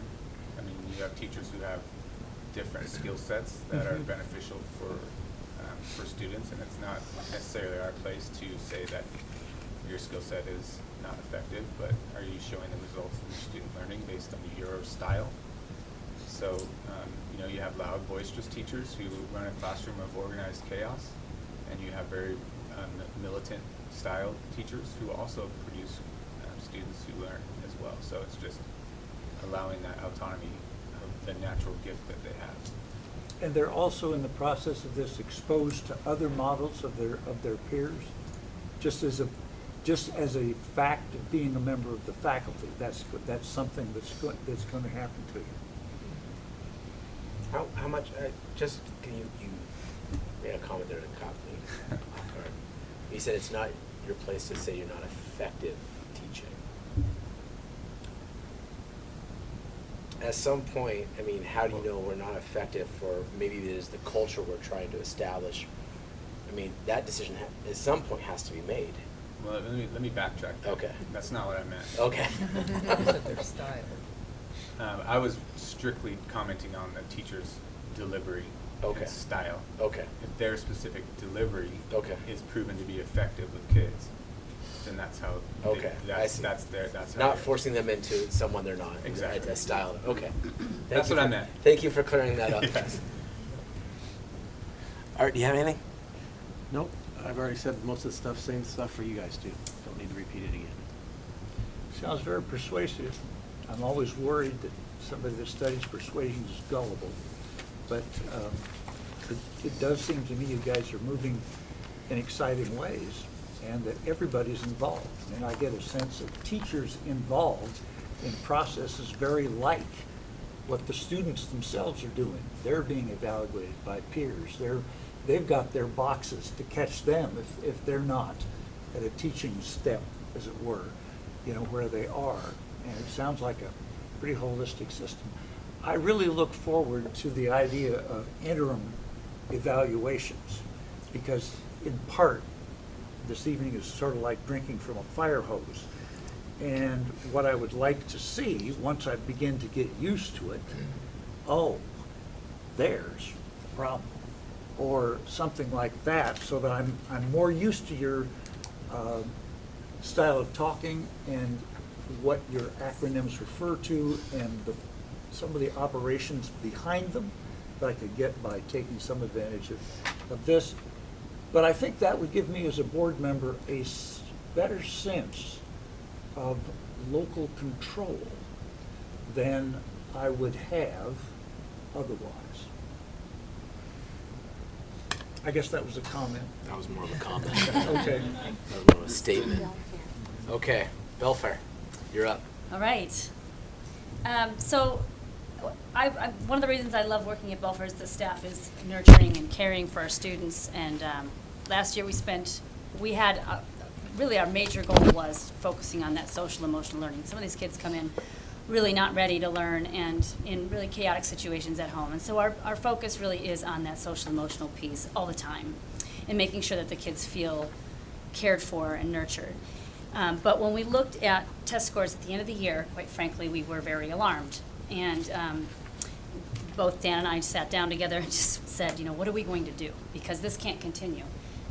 We're failing our kids. We're loving them, caring for them, and making sure that they feel at home, and that is very, very important. But they have to be successful in their lives, and we have to make sure that that happens, because maybe that's not going to happen for them at home, for all of our kids. So our focus this year is on excellence, and that's in all areas, and that's for us to be excellent, for our teachers to be excellent, and for our students to be excellent, and for us all to believe that our students are excellent and can be and achieve high goals. So when we went into setting our goals this year, our number one priority was actually for the academic achievement. So I'll go ahead and read that through. Goal number 1, to improve academic achievement scores as measured by the Smarter Balanced Assessment and Washington Comprehensive Assessment of Science by raising our percentage of students meeting standard on each assessment by 25%. So for ELA in grade 3, that would be going from 25% passing to 50%. In math, from 28 to 53%. In 4th grade, from 25% to 50%. Math would be 30 to 55%. 5th grade, from 41% to 66%. 5th grade math, 25% to 50%, and in science, from 33 to 58. We're not leaving out the social emotional. That is also a priority for us as well to improve. So our second goal, because kids can't learn until they are also regulated. They can regulate their emotions, and they know how to solve problems and know where to go if they have problems. So just improve social emotional readiness as measured by our SABRs by lowering the at-risk percentage from 21% to 18% on the spring SABRs. And another problem that we have, one of the reasons that kids have holes, one of the reasons they don't make progress is because for various reasons some of them come to school. Attendance has to be a priority. Kids who are missing school are more likely to drop out. They're more likely to not be able to read. These are the kids that we've got to get in the building. We've got to make sure that they're in class. So third goal, to increase attendance from 72.27% of students meeting or exceeding the 90% attendance from last year, 2018-2019, to 82% meeting or exceeding the 90% attendance in 2019-2020. 90% attendance is basically less than 2 days a month. Any more than that, it's considered chronic, and kids who are chronically absent are more likely to not read and start failing and drop out. And it starts as early as kindergarten, those statistics. So I want to talk about what we're going to do to reach those goals. So in the do section, section 8, and by the way, these are just 2 of the sections out of the entire plan. And Art, I'm sorry if it wasn't sent to you, but we'll make sure that we provide the entire document so we can all review that. So what are we going to do? So under the activities, under section 8A, I won't speak to every bullet, but some of the key ones. So our building instructional leadership team really is focused on facilitating, overseeing, and spearheading our Tier 1 level supports for both academic and social emotional learning. We'll be following our blueprint document that we created last year that really details those kinds of interventions and supports in those areas. We have a very active and very dedicated Tier 2 and 3 level intervention team that meets every Monday to look at students that are falling behind both academically and social emotionally. And we're discussing interventions that we can put in place that will help those students get back on track. one of the things that is really key and central to academic success is the work of our professional learning communities. And we've recognized that, you know, during Monday collaboration time, that's when the PLCs, our grade level teams, meet together. That time together as a team hasn't always been used well. Part of the work that we've done through Waslow and with Larry Nyland as our coach, and is trickling down to the school level, is to develop highly functioning PLCs. That's a focus of ours. So a highly functioning PLC is using that time together to look closely at formative assessment data and in real time, to look at where our kids are, where they're doing well, where they're struggling, talking about what they're going to do about that and how they'll know if those interventions have made a difference. So we want to see PLCs doing that kind of work every week when they meet together on Monday. And we have seen some situations where we've asked about, you know, what are you doing with that time? And we're seeing they're doing things that are not that. Perhaps they feel it's urgent to plan a field trip. And giving them some guidance and support, and going back and seeing the next time we go through that they're actually looking at data and talking about how they can meet the needs of our students. So our staff, we're realizing, need some professional development around this. And our instructional coach is helping to spearhead that effort. So when our BILT meets together, we have a grade level team member on our BILT from each grade level and some other school leaders. We're taking a few minutes of every BILT meeting to do some shared learning around what an effective PLC is. And we're building that capacity with those leaders to then go back and lead their teams when they work together. So that is really one of the key initiatives that we are focusing on in our school to increase student achievement. Family engagement is big too, and we're really working on bringing families in to support and advance learning. We've done a lot in our school to bring families in.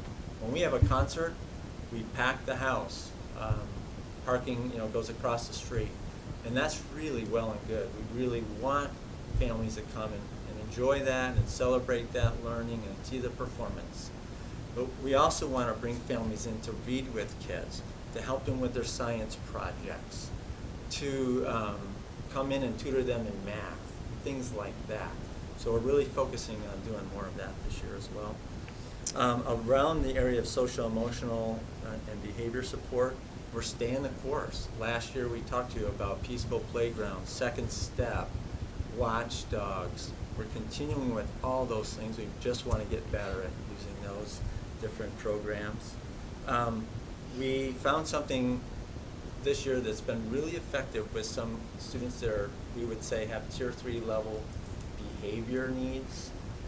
We're giving them school jobs. And we are seeing some of the students that we've known since first grade or kindergarten, and now they're in 4th or 5th grade.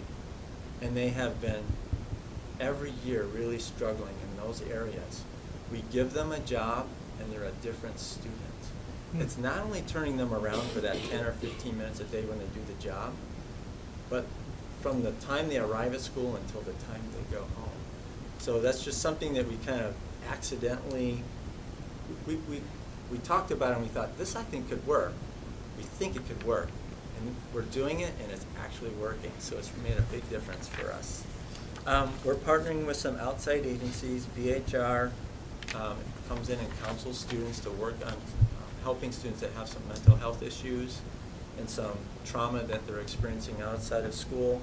We're partnering with an ABA agency, Miles Research, we're familiar with, to when we really need some support on behavior plans and really understanding some strategies that could help with certain students.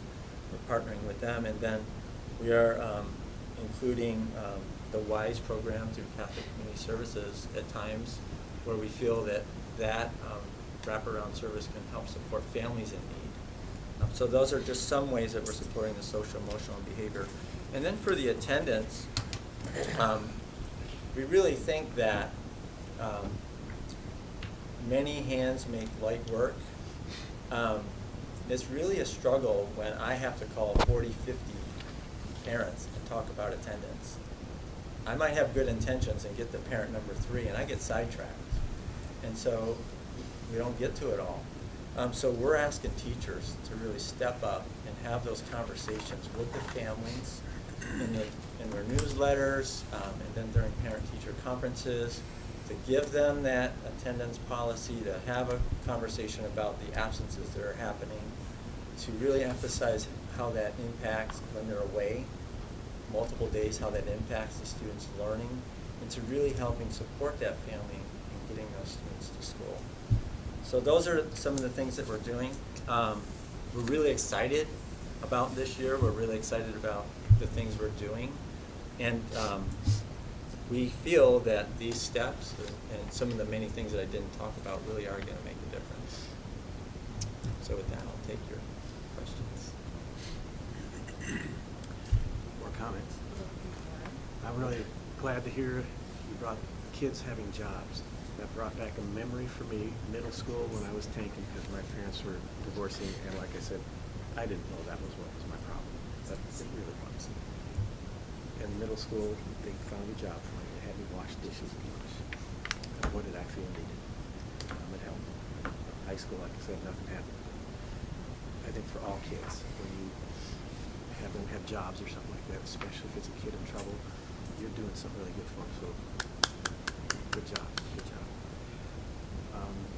I also think it's really great that you're having teachers call the parents about attendance, not just to get the load off you because you get distracted, but it's closer. Closer for the kids and the parents directly. Let's see. And, well, that's it. Anything else? Are you? Go ahead. Go ahead. In terms of the academic goals that you have, do you also do the beginning of the year assessment and assessments throughout the year to measure, to find the kids that are falling through the cracks? Absolutely, we do, and so the work of the professional learning communities really is to use those assessments on an ongoing basis to progress monitor and to look at where students are. So we are using the same assessments that Sand Hill Elementary is using. Okay. Yeah, I appreciate obviously since I brought it up about the scores, the state and standards. 25% is a big number in growth, especially when you're talking about third, fourth, fifth on both ELA and math. I guess my big question is, that's the goal. What's your success level? If failing, say 25% just doesn't happen, what do you guys consider as success? What would be a successful growth? What's that? 25%. I mean, really, if we don't meet that mark, because really, to me, that's not the ceiling. To us, we want to exceed that. So if we're not at 25% growth in any of those, we're going to feel we weren't successful in that area, that grade level. So not getting those scores back from the state in a timely fashion for you to be able to work on that throughout the year, how are you addressing that? That's a great question. We do get the ELA and math fairly quickly after the students complete it. The science one does take a whole lot longer. But we do, as we were discussing previously, the other assessments, the Fast Bridge assessments, the curriculum-based assessments, the interim assessments for the Smarter Balanced, those will give us some indicators all along the way if we're on the right track. And they're all obviously aligned with those Yes. assessments. Thank you. So, just have a technical math question. You have the grades, third, fourth, fifth, just speaking of ELA, 25 to 50, 25 to 50, and 41 to 66. Is the 25 and the 25 and the 41 the early measurement, or is that measurement from last year? That's the measurement from last year. That's the. Okay, that's a problem, because now you have new kids. And so it's no longer a 25% third. You don't know what those second graders were. So just be aware of that you might be shooting for something that's even higher than you think, or you might be shooting for something that's already there. It's just the dangers of numbers and stuff like that. So. Yes. Thanks for pointing that out. John, do you have anything? I really appreciate what I've heard. It's been instructional. And I think that I particularly identify with the jobs. I think that's a stroke of genius, one of those accidental things that happens. And I really like the professional learning thing. One of my goals when I really got this job was to make this place safe for professionals. And what I've heard this evening, break a guy's, have to have a heart of stone. Not to see you guys articulately carrying on your business. And I think you're very good articulate defenders of your profession. And I look forward to more of these interim meetings so that I can learn more and be a better advocate for you. But I'm very encouraged by the tools you've given me. Thank you. Yeah, wait till the end so I didn't tell you my story. And we still have James Taylor. Yeah, so we we're still not have done one with all more. the stuff. Oh, right. Well, then I'm waiting until the very, very end. I'm sorry. Well, they jumped around on the table, so now I'm completely off and you just go right on ahead. We did that on purpose. Yeah, just So all messing I've me been all up. thinking about this whole time is my school report card data. It's been a really long meeting.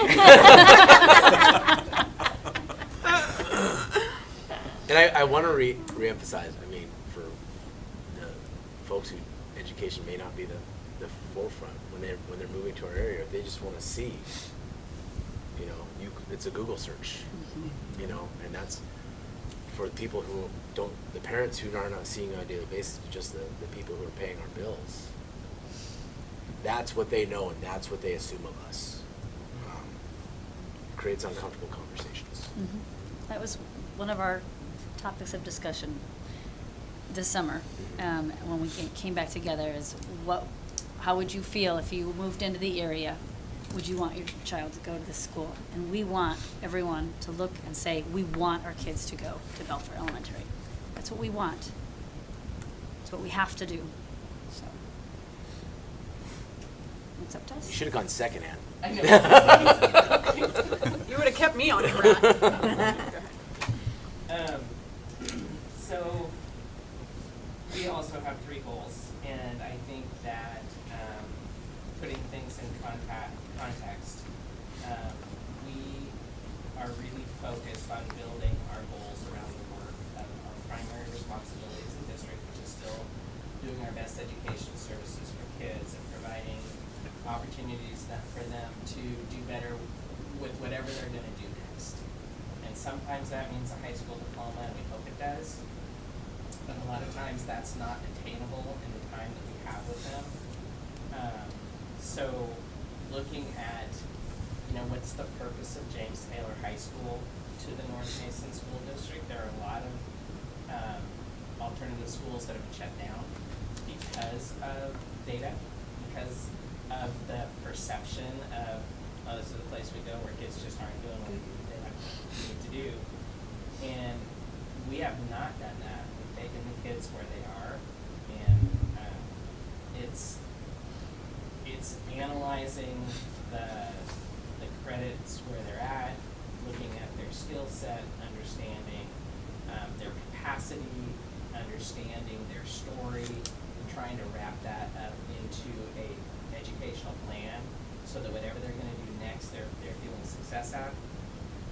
So our target always is credit acquisition because we want to build relationships and skill set around the work in the classrooms. The kids that our school serves, that our district serves, need to understand the structure and expectations, and that they can exceed even when expectations are high or it looks like they're just a tad bit out of reach, some a tad bit more than others. So our goal, our academic goal, has always been that we want 90 to 95% of the kids to achieve 6 credits a year if they are continuously enrolled from June or from September to June. So we track credit acquisition because that's how kids are measured in our system. So that's what we target. And so we have, over the course of the last 3 years, looked at all the different ways that kids have been experience barriers to earning those credits. Sometimes it's attendance, sometimes it's legal issues, sometimes it's substance abuse, whatever the story is. And the one consistent thing we recognized was the kids cannot keep all balls in the air. And so we went from, well, we started with 5 classes a session, and we went to 3 sessions, 3 classes a session. And so now we're doing 1 class every 3 weeks. And what that has done is taken all of the guesswork and the chaos out of, what an educational system can be for kids. So they come in and they focus on 1 class for 3 weeks all day. And our credit acquisition rates improved last year to 5 credits for those kids who are continuously enrolled. Our target is still 6 because if they're going to be with us for 4 years, it's still 24. And so we have created some intervention steps for those kids. So we have Friday schools, which is strictly for kids who fall behind. And if you're, you have to understand, if you're 1 class every 3 weeks, if you miss a day, right, it's a lot. Yeah. So we provide opportunities for them to come in on Friday schools. We open up courses for them, and we assign them times during the evening, and teachers go in and see what they're doing. We have lots of conversations with kids around the work. And so credit acquisition is still really important to us. And it's important to kids. They believe, all of them, that they can get a high school diploma. And we don't want to change that. I mean, every kid that comes there is thinking they're going to get a diploma, even if they're 19 with 2 credits. They still have that aspiration. So we don't, we have that conversation with them. So we take every kid and we build a plan. And some kids recognize right away that they're going to age out, or they're going to have to do something else. So we have Gravity, we have Job Corps, we have Skill Centers. Some kids are taking classes up at high school. We try and work out an individual plan that's going to address what they need and what's going to move them forward. We don't have entrance requirements. Some schools do. We're 21% special ed right now. We have 4 kids that don't speak English. Those are all challenges, but to turn them away for whatever their individual circumstances, we're still about providing an opportunity and a plan. So that's what we're focused on with our 90%. And then we monitor that credit every 3-week session, and we set new goals for kids. We adjust plans if we need to. We try and create opportunities for them to do other things outside of school. Based learning through Thomas at the high school. So some kids are getting credits that way. Some kids are doing additional credit recovery courses on Fridays. So they do their regular 3-week course. And then if they stay caught up at that, they do an additional course on Friday. So lots of opportunities for kids to still excel. Our second goal is around attendance. If they're not there, it's going to impact them no matter what. They're already coming with significant gaps. I think if you do look at the school report card, which I try not to do too often, I don't think one of our kids met the math standard last year. Not one. They're coming way below pre-algebra. We fill in gaps that we can, but in the time we have, it's getting them from point A to point B, and getting through algebra 2 would be a stretch for some of them, but we try and fill in those gaps. We have more success with ELA, but we have several kids that are reading way below grade level. So again, it's creating a plan for each of those kids and trying to move them from point A to point B, and with what's next in mind. And then our last goal,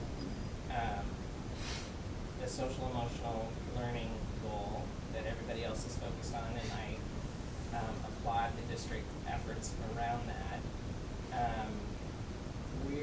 We applied to be part of the Social Emotional Learning Academy through PSD. So all of our teachers, except one who stays behind to substitute, that's his help with us doing that. But we're going to learn about trauma-informed practices. Every single student, everyone, has had significant trauma in their life, and it's our job and our role to understand what that means. And a lot of that's about brain science. 3 of the 4 teachers I have been teaching less than 5 months. So they're all new to the profession. And so instead of being overwhelmed by that with 41 kids that have significant outside issues, they're trying to learn about what's the brain science around it and what are the strategies that we can employ as a building to keep them moving forward wherever they're at. So that's exciting. We don't know a lot yet. We've only had 1 of those trainings, but we're doing a lot of PD around it, some book studies. So we're working on that. So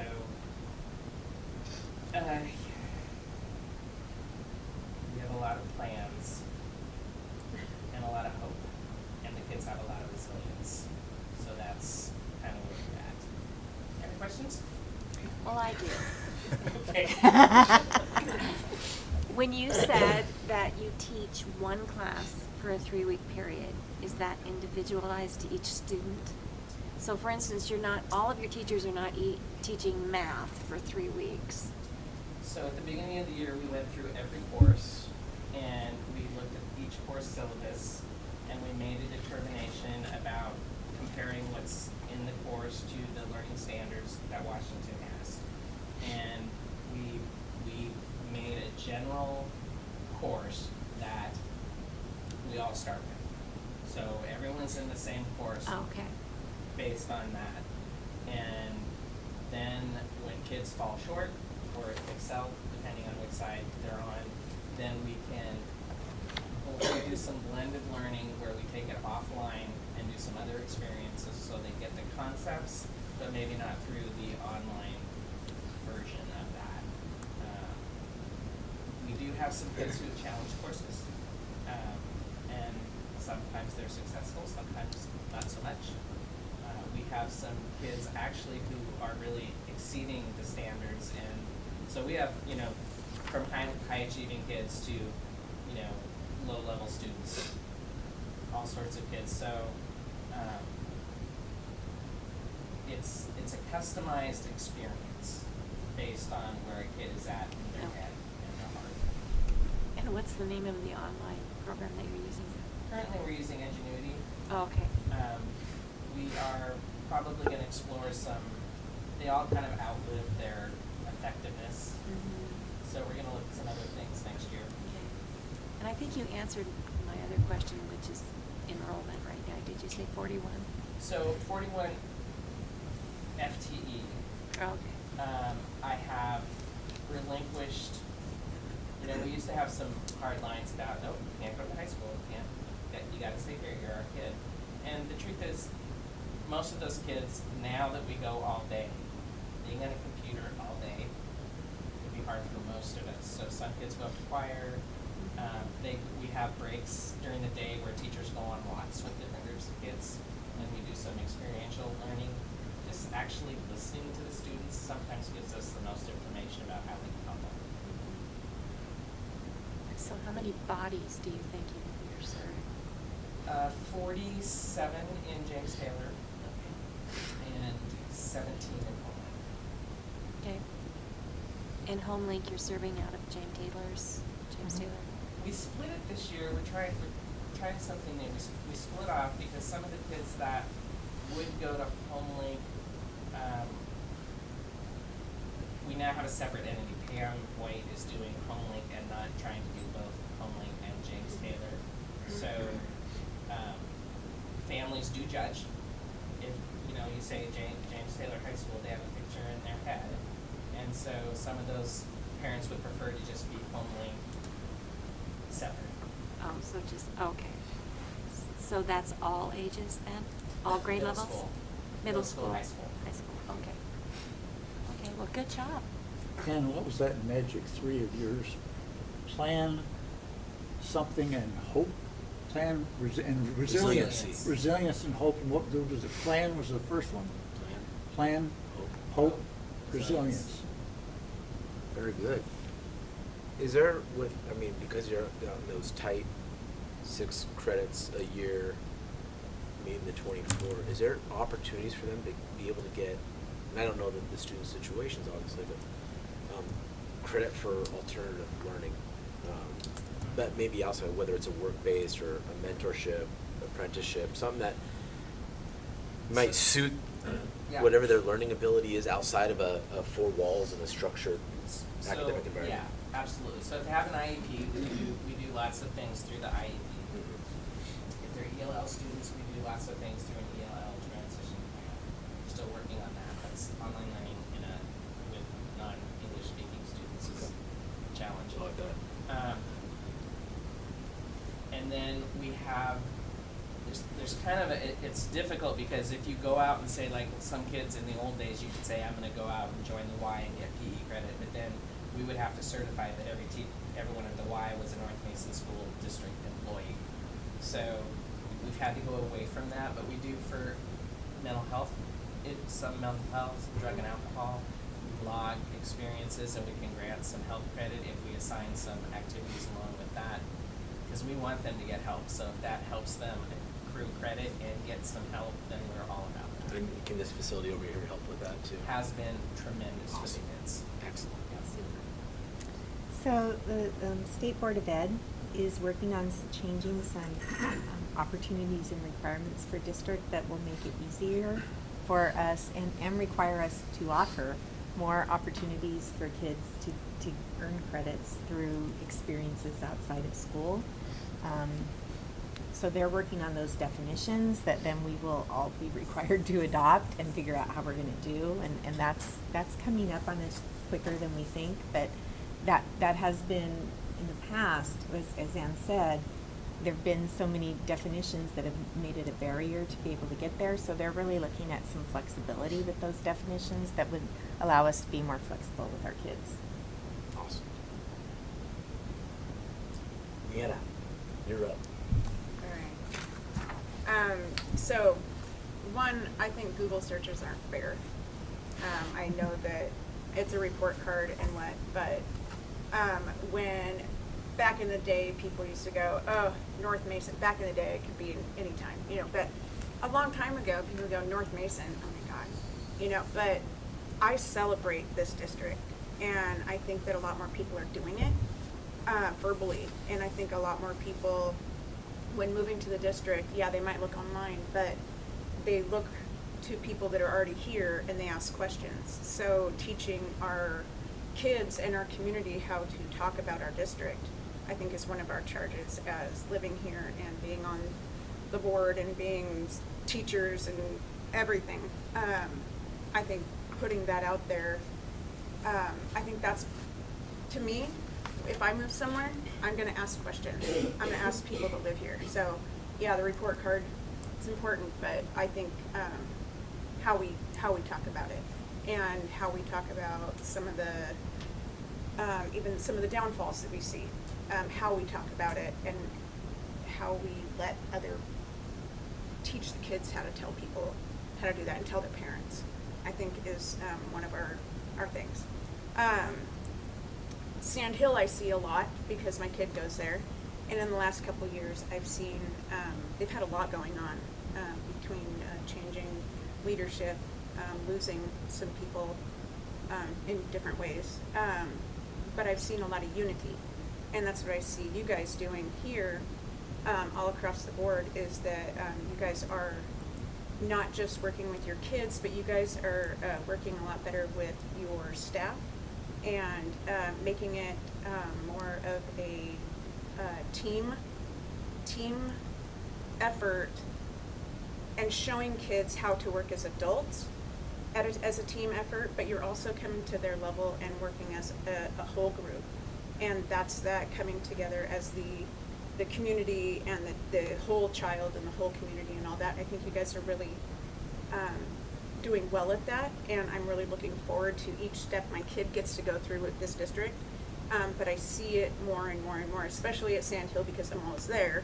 Well, not always there, but you know, I see it come home and I see my kid growing, and I know it's not, I'm a nut at home, you know, I'm like all over the place. I'm starting a business, I'm doing this, so I know my kid's not just learning some of these structures at home, he's learning a lot of it at school, and he's watching adults come together as a team and that's really big in the workforce, is that working as a team. I see it a lot. There's a difference in people of where they came from.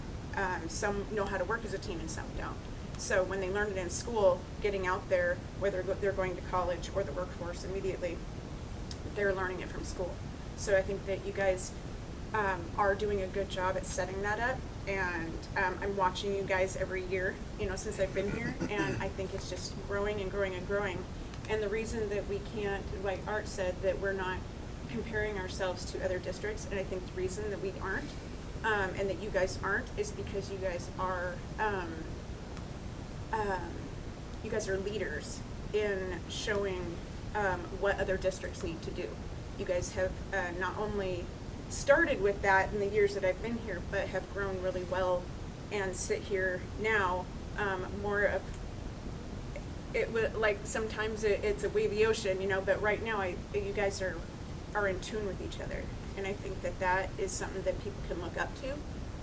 Even the districts really close to us, South Kitsap, all of them around that are growing, they can come here, and I feel confident when I tell other districts, oh, if you need to know about that, you should go over to North Mason, because I am confident that they can direct you in the right way. And even if you guys have some things that you are building, you guys are doing a really good job at setting that up and working together to do it. So that, I think, is my that was it. I just love, you guys are leading by example, and I love that. You're doing a good job. Noticing and sharing that you see that. Yeah. And we feel that way. I think I can speak for all of us. And I really feel that our leadership with Dana, with Lisa, with Tom Moreland, with Beth, and as a leader in different capacities outside of her role as a principal, have really helped us have coherence, and it's really helped us to be a really strong administrative team, and have really helped us have focus. And this work we're doing through WASLA, the work we're doing when we go down to those meetings down in Tumwater, and working with our coach Larry Nyland, has really helped us also create some coherence around our goals and our common focus. So. Shows. Good to hear. Sorry to keep you guys here so long. I know you've been here since 5 a.m. You guys have to go all do this in the morning. I don't have anything else, and they have to get up. I think you guys are articulate, informed professionals, and I come away from this meeting very proud. Thank you. Just a couple of Yeah, things. please. I'll try to make them short. Want to remind everybody, you probably know this maybe better than I do. I lived it too. Poverty drives all the causes of failure in education. That research is now that we found that out in the 1960s. It's been redone. It got reported just this past August.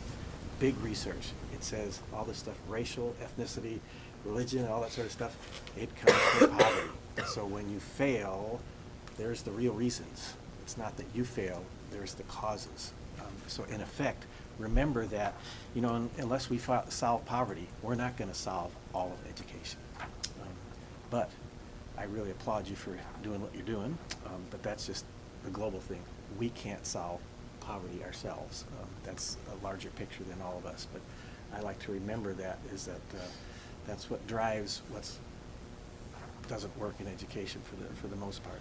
Second, attendance. I'm glad everyone's focused on attendance. Third is, I talked about not wanting to compare our test data and stuff to other schools, but the way you are using your test data, like at Belfair Elementary, we want to go from 25 to 50. You're using Belfair data to improve Belfair, not comparing it to anyone else. That's the proper way to use that kind of data. So good job. And then finally, just a really oddball one. Our terminology of closing the gap, which is a terminology nationally, has one little funny thing about it. The gap. You all know how the bell curve works. You got people at the top, people on the outliers that are at the bottom and stuff like that, for whatever reasons. There's a couple of ways to shrink that gap. You can make everybody dumber. We don't want to do that. In other words, you can throw away the bright kids, and then all of a sudden you've shrunk the gap. That's, of course, not what anyone wants to do, but just be aware that that's one of the funny things about numbers. What we want to do is we want to raise the bottom so that the top, there's not that's closing the gap. So just an oddball thing there. Okay, that's it. So I think this is the second most important meeting we do a year. The first being evaluating the superintendent based off everything you guys tell us and our yearly work. We have a saying in my line of work, and I have a feeling it probably plays on yours, is the two things we hate the most is change and the way things are. I'm, as 1/5 of the board, I am not happy with where we're at, but I am happy to see the plans for change, and I'm hopeful that we're going to be resilient and be able to move our district forward. I disagree with the comparisons. Iron, we had it in Belfair Elementary for a bunch of years. Iron sharpens iron. Doesn't mean we have to always compare ourselves, but please reach out to your colleagues and see what we're not in a vacuum here. We don't have all the answers. We might be doing things better than others, and others might be doing it better than us. And so, but what I think I can speak for us is that we do support her. The changes, initiatives that she thinks are necessary to make this school district forward, move that forward, we support her on. And so when those things happen, you guys were wondering, well, where'd that come from? She's coming with that with our full support. So that's all I have. So, you have anything else to close out? Well, totally unrelated, but I have a very exciting announcement. We just got an email from Ashley, and you will have hot water in the morning. Woo! So that's exciting. All right. And with that, I'll. Thank you. Thank you, guys.